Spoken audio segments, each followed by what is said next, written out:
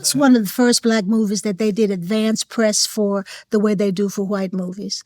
They started talking about Waiting to Exhale months ahead of time.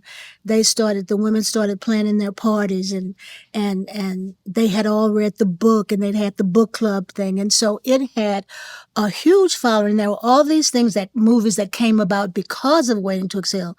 That were white things. What is them 4 white girls that was running around on TV after that? Sex and the City? Yes, that came about. A lot of things came from that. And it was so successful because when the community decides that this is good and I'm going to push it, and the community was strong behind Waiting to Exhale. They were very strong. They were strong behind Preacher's Wife because it was Denzel and Whitney. And it was a glorious time to be in the movies for me because, God, it was like so great when the movies came out and they had the big parties. You dress up and, oh, I'm so wonderful. And yes. And then now where am I going to work next?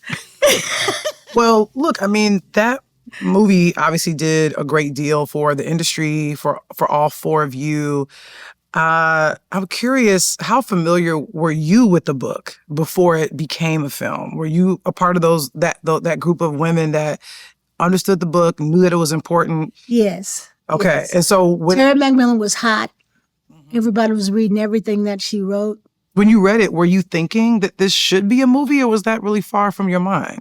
Oh, no, I never thought like that. I never knew what should be anything.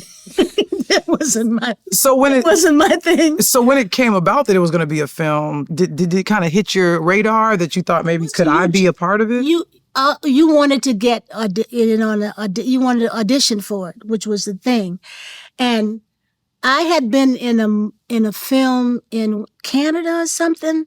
I hadn't seen black people for like a month, and my co-star hollered, "Black man on the elevator."